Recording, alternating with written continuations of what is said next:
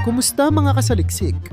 Sa isang makasaysayang pagkakataon na nagbigay liwanag sa posibilidad ng pagtatapos ng madugong digmaan sa pagitan ng Russia at Ukraine, opisyal nang tinanggap ni Pangulong Vladimir Putin ang prinsipyo ng 30 araw na tigil putukan na iminungkahi ng Estados Unidos. Bagamat isa itong positibong indikasyon ng posibleng pagbabago ng sitwasyon, mariing binigyang diin ni Putin na kailangang masinsinang pag-usapan at linawin pa ang mga detalye upang masiguro ang pangmatagalang kapayapaan sa rehiyon. Nagbigay ito ng pag-asa sa marami, ngunit kasabay nito ang pagpapatibay ng realidad na nananatiling masalimuot ang sitwasyon, lalo na't patuloy ang pag-iral ng matinding kawalan ng tiwala sa pagitan ng dalawang kampo. Kaagad namang ipinahayag ng Ukraine ang pagsang-ayon sa nasabing tigil putukan bilang pagpapakita ng sinseridad nito sa hangaring wakasan ang karahasan at paghihirap ng libo-libong sibilyan na nadamay sa walang habas na labanan. Malugod na tinanggap ng Kyiv ang panukalang ito dahil sa posibilidad na gamitin ang panahong ito para isagawa ang mahahalagang hakbang panghumanitarian, gaya ng pagpapalitan ng mga bilanggo ng digmaan at pagpapabalik sa mga batang Ukrainian na sa pilitang dinala sa Russia. Kinikilala ng Ukraine ang malaking oportunidad na dala ng tigil putukan, hindi lamang upang pahupain ang tensyon, kundi upang muling maitatag ang bahagyang kumpiyansa at tiwala ng magkabilang panig. Gayunpaman, bagamat bukas ang Ukraine sa mga panukalang ito, matapang na ipinahayag ni Pangulong Volodymyr Zelensky ang kaniyang pag-aalinlangan sa tunay na intensyon ng Kremlin. Sa isang talumpati, sinabi ni Zelensky na sadyang inilalagay ng Russia ang mga kondisyong nagpapahirap at nagpapabagal sa proseso ng kapayapaan, bagay na nagpapataas sa kaniyang duda sa sinseridad ng mga panukala ni Putin. Matindi ang pananaw ng Pangulong Ukrainian na baka isa lamang itong tusong estratehiya ng Moscow upang mag-ipon ng lakas at pagplanuhan ang susunod na hakbang militar habang may pansamantalang katahimikan. Bukod dito, nagbabala rin si Zelensky na hindi dapat kalimutan ng pandaigdigang komunidad ang mga naunang pangyayari kung saan ginamit ng Russia ang mga nakaraang tigil putukan upang palakasin lamang ang kanilang puwersa bago muling sumabak sa digmaan. Samantala, malinaw at tahasang inilatag ni Putin ang ilang kondisyon na dapat sundin ng Ukraine bilang bahagi ng tigil putukan. Binigyang diin niya na mahalagang tugunan ng ugat ng hidwaan upang maiwasan ang muling pagsiklab ng karahasan. Ayon kay Putin, kinakailangan ang matatag at malinaw na kasunduan hinggil sa di pagrearmas ng Ukraine na naglalayong limitahan ng kakayahang militar nito sa hinaharap. Bukod pa rito, mariing ipinipilit ng Russia ang agarang paghinto ng anumang tulong militar na nagmumula sa mga bansang kanluranin patungo sa Kyiv habang ipinatutupad ang tigil putukan. Para kay Putin, ito ang paraan upang mabawasan ang tensyon at mapatunayan ng Ukraine ang tunay nitong hangaring makamit ang pangmatagalang kapayapaan. Subalit sa kabila ng mga pahayag ng Kremlin, nananatiling matindi ang pag-aalinlangan at duda ng iba't ibang opisyal sa Europa tungkol sa mga kondisyong inilalatag ng Russia. Ayon sa kanila, posibleng ginagamit lamang ni Putin ang kasalukuyang sitwasyon bilang taktika upang bumili ng sapat na panahon upang muling makapagpalakas ang Russia ng mga armadong puwersa nito. Lubhang nababahala ang Europa na ang proseso ng negosasyon ay maaaring maging isang manipulasyon lamang ng Russia para makahinga mula sa mabibigat na epekto ng digmaan at ng international sanctions na kanilang dinaranas. Hindi naman lingid sa kaalaman ng mundo na lubhang matindi ang naging epekto ng economic sanctions sa Russia, bagay na maaaring nagpapalakas sa kanilang hangaring magkaroon ng pansamantalang pahinga upang muling makapaghanda. Maliban dito, ipinaalala rin ng mga pinuno ng iba't ibang bansa sa Europa na ang panig ng Russia ay may record ng hindi pagsunod sa mga naunang kasunduan. Binigyang halimbawa nila ang mga nakaraang pagkakataon kung saan matapos sumang-ayon ang ayon sa tigil putukan ay agad na nilabag din ng Russia ang kanilang sariling pangako sa pamamagitan ng mga panibagong opensibang militar. Kaya naman, bagamat nananatiling bukas ang pinto ng Europa para sa kapayapaan, iginiit nilang dapat maging mas mapagbantay ang pandaigdigang komunidad sa anumang negosasyon kasama ang Kremlin. Kung titimbangin ang mga naganap na ito, malinaw na ang pagsang-ayon ni Putin sa prinsipyo ng pansamantalang tigil putukan ay nagbibigay ng pag-asa. Subalit nananatiling napakaraming hamong kailangang harapin bago tuluyang makamit ang pangmatagalang kapayapaan. Sa kabila ng lahat, malinaw na ang tigil putukan ay posibleng maging unang hakbang tungo sa mas komprehensibong kasunduan. Isang hakbang na mahalaga upang muling makapag-usap ang dalawang panig ng walang karahasan at dugo na bumabalot sa kanilang landas. Sa huli, ang tunay na hamon ay ang mapanatili ang integridad ng mga kasunduan at maisagawa ang mas matatag at matapat na negosasyon na may pundasyon ng tiwala at respeto sa karapatan ng bawat bansa. Sa panahong ito, mahalagang manatiling mapagmatyag ang mundo sa mga galaw ng magkabilang panig. Dapat ding patuloy na hikayatin ang transparency at accountability sa proseso ng tigil putukan upang masigurong hindi mauulit ang mga dating pagkakamali. Ang susunod na 30 araw ay lubhang kritikal at kinakailangan ng pandaigdigang komunidad na tutukang mabuti ang sitwasyon upang masigurong hindi lamang isang taktikal na pahinga ang gagawin ng Russia kundi isang tunay at sinserong hakbang tungo sa kapayapaan na magbibigay pag-asa at kapanatagan sa milyon-milyong buhay na nasira ng digmaan.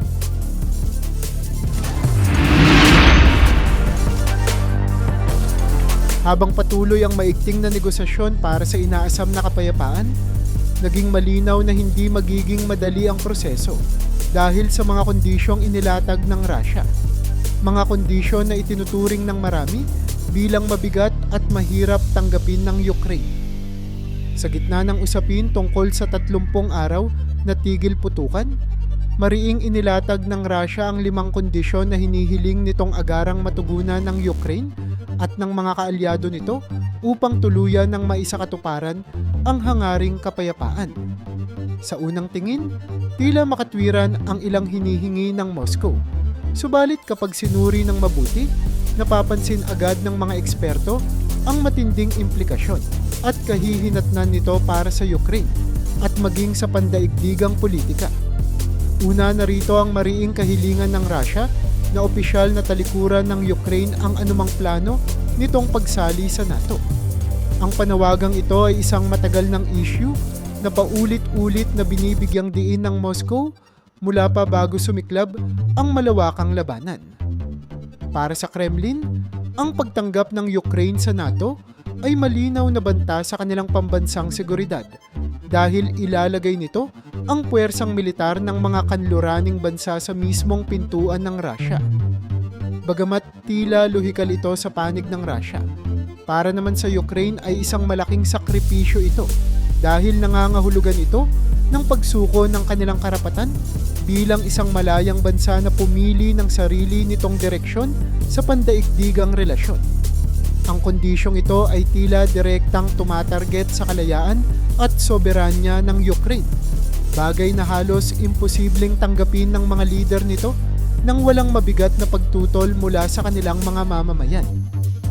Bukod dito, isa pang mabigat na kondisyon na nais ipilit ng Russia ay ang pagkilala ng Ukraine sa mga teritoryong kasalukuyang sinasakop nito bilang lehitimong bahagi na ng Russian Federation. Kasama rito ang mga rehiyon ng Donetsk, Luhansk, Kherson at Zaporizhia, mga lugar na naging sentro ng matinding labanan mula pa nang magsimula ang giyera. Para sa Kyiv, ang pagtanggap sa ganitong kondisyon ay parang pagsuko na rin sa laban at pagtalikod sa libu-libong buhay na nasayang para lamang depensahan ang kanilang lupain. Bukod sa malaking dagok ito sa pambansang dangal at integridad ng Ukraine, Ang pagsang-ayon sa kondisyong ito ay posibleng magdulot ng mas matinding pagkakahati-hati sa loob mismo ng lipunan, lalo na't maraming Ukrainian ang lubos na nagpapahalaga sa teritorial na integridad at kalayaan ng kanilang bansa.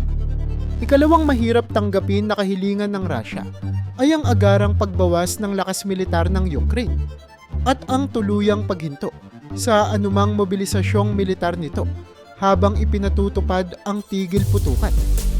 Sa pananaw ng Kremlin, ito ay isang mahalagang hakbang upang matiyak na hindi gagamitin ng Kyiv ang panahon ng tigil putukan upang muling magpalakas at maghanda para sa panibagong yugto ng digmaan. Subalit sa pananaw naman ng Ukraine, ito ay isang direktang pagtatangkang sirain ang kanilang kakayahang ipagtanggol ang sarili kung sakaling hindi tumupad ang Russia sa kasunduan. Para sa maraming Ukrainian, ang kahilingang ito ay malinaw na indikasyon ng pagsasamantala ng Russia upang tuluyang gawing mahina at walang laban ang Ukraine sa mga darating pang panahon. Ikatlo, iginigiit din ng Russia ang agarang pagtigil ng mga bansang kanluranin sa pagpapadala ng tulong militar sa Ukraine habang ipinatutupad ang tigil putukan. Isa ito sa pinakakontrobersyal na kondisyon sapagkat itinuturing ito bilang tangka ng Russia upang pahinain ang suporta ng mga kaalyado ng Ukraine at tuluyang tanggalin ang kakayahan nitong depensahan ang sarili.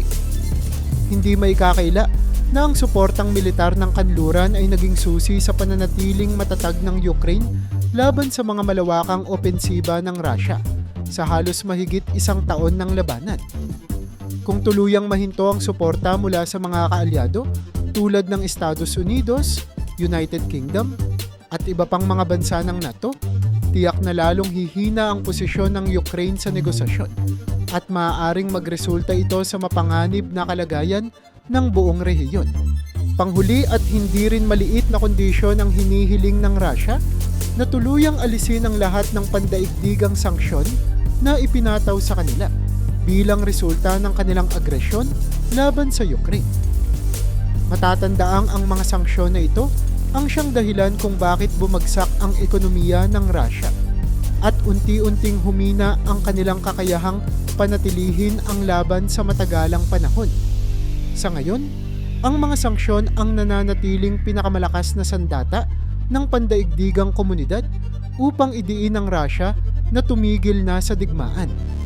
Ang agarang pag-alis nito ay maaaring magdulot ng pagbawi ng Russia sa nawalang lakas ekonomiko nito, bagay na posibleng gamitin upang muling palakasin ang puwersang militar at posibleng banta muli sa Ukraine at sa rehiyon. Sa kabuuan, ang mga kondisyong inilatag ng Russia ay nagpapakita ng isang malinaw na larawan ng kanilang tunay na hangarin sa tigil putukan.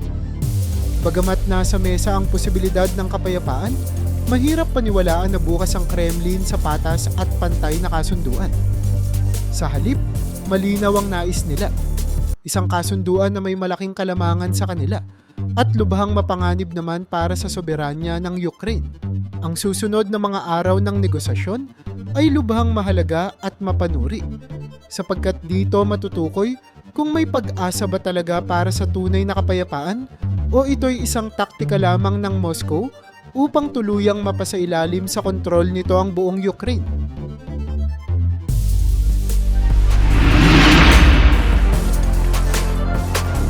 Sa gitna ng umiigting na negosasyon sa pagitan ng Russia at Ukraine, naging kapansin-pansin ang iba't ibang pananaw mula sa pandaigdigang komunidad kaugnay sa panukalang tigil putukan at sa mga kondisyong inilatag ng Russia.